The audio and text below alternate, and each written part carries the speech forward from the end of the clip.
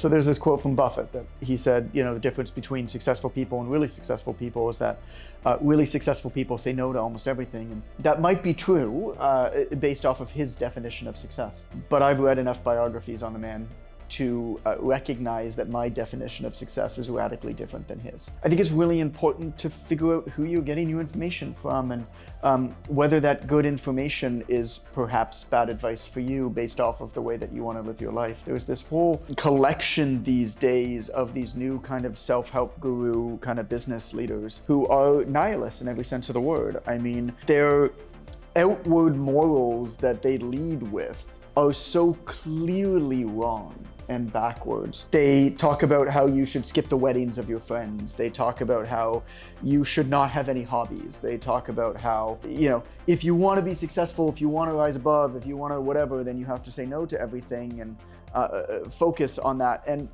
I mean, they might be right. Like, this might be how you reach that level. I guess my question is why? Like, what are we doing here? Like, for what purpose, right? To be there more for the people that we love, right? To do good work but not live to work, to go to bed tired but not exhausted, ready for sleep, excited to wake up again. Like, that to me is why we should work. And I do believe that work is important, but I believe that there's other stuff that's really important in life too. And part of the problem is not necessarily these leaders that are spouting out these things about how we should miss the weddings of our friends, which is fucking ridiculous, by the way. You should not miss the weddings of your friends because you have to hustle a little bit more. I mean, that is just so clearly idiotic. There has not been a single case of somebody on their deathbed that said, I really, really wish that I skipped more weddings of my friends to work harder. Like, that just does not exist. You don't have to go very far and read very many accounts from people to realize that the number one thing that people later in life regret is working too hard for riches that they now realize actually weren't that important and did not spend as much time doing the things and being with the people that they love and give them that attention. And so I don't even know, the hard part for me is I don't even know whether the people saying these things really believe it themselves. I always wonder how much of it is just they know that this is going to get a reaction online, and it's rage bait. Some people are willing to play the game of social media influencers so much to the point where they put out purposefully divisive statements that they don't quite believe because they know it's going to get a response and attention towards them. I think that's wrong. It's not what I want to do. I've chosen not to engage with it in any way because, of course, if you engage with it negatively, then what you're doing is giving them what they want anyway. But what happens then is that people who engage with it negatively and call out this person then get a lot of clout themselves and create attention around themselves. There was this guy who put out this post, not too long ago about how he, skips weddings or whatever of his friends. And I didn't find it because he puts it out, because I stopped following his stuff a long time ago because I don't believe his morals are good morals to live a good life. And so, his information might be good of how to make sales, but there's a lot of people who can tell me how to make sales. I like to listen to people whose morals I agree with as well. It's this idea of okay, well, if you've decided not to have children and not to live a family and not to have hobbies and things like that, that's cool, that's your decision, I don't judge. But the way that you live your life and manage your business is not gonna be the way that I'm gonna live my life and manage my business because I've made different personal decisions than you have. And so there's no point in me even listening to what you're saying. There's lots of people who can educate me on what you're educating me on. And of course, so I didn't find this post that this person put out from them putting it out because I blocked them a long time ago, but instead I found it because somebody else shared a picture of it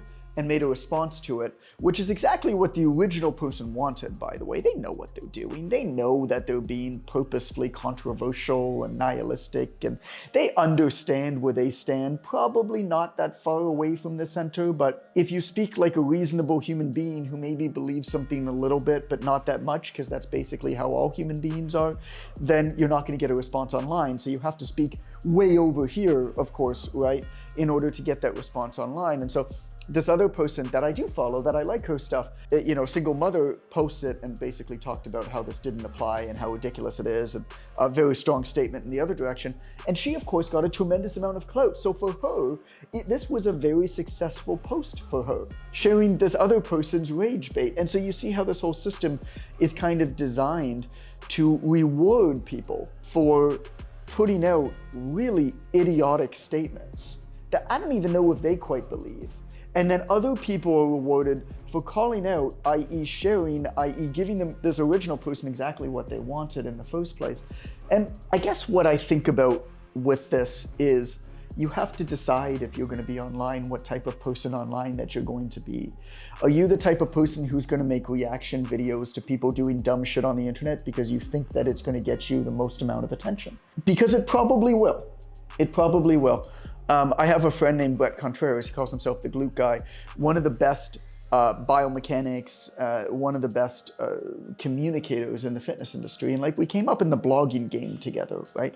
But he's now built a big platform across social media as well. And he does react videos. But his react videos are celebrating people who make good videos. And it's a beautiful thing.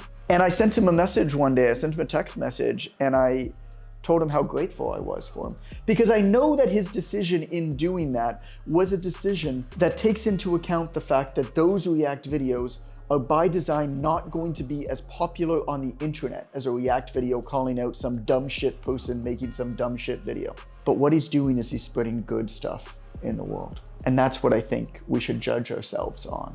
If somebody does something good, we should catch them in the act of doing something good. We should not go out of our way to have an entire team finding people doing dumb things so that we can make a react video, because all we're doing is encouraging those dumb things and spiraling downward and downward and downward. And so I guess I challenge you, as you're listening to this, watching this, I don't know how the internet works. This is going to go to space. I'm speaking into a camera, but as you're doing whatever you're doing, as you're consuming this information, I guess I challenge you to think, what are you doing? How are you showing up? What are you sharing? Is the ultimate goal to get as much clout as possible? Is the ultimate goal to put as much good out into the world as possible? Understanding that those two things are not necessarily the same thing. You can easily build a bigger platform very quickly by basically calling other people dumbasses. What you have to understand is you're actually encouraging them to improve their level of dumbassery. And that's just not something that I've decided that I want to encourage. And so I've made a decision across my platforms to not talk negatively about anybody. And that doesn't mean I don't think these things, of course not. And that doesn't mean that sometimes I don't film a video or write these things sometimes, but I do it to myself. I will sometimes write in my phone on my Apple Notes a post about how stupid and annoying something else was that somebody else did, because it's cathartic. And then I delete it. I don't post it on the internet.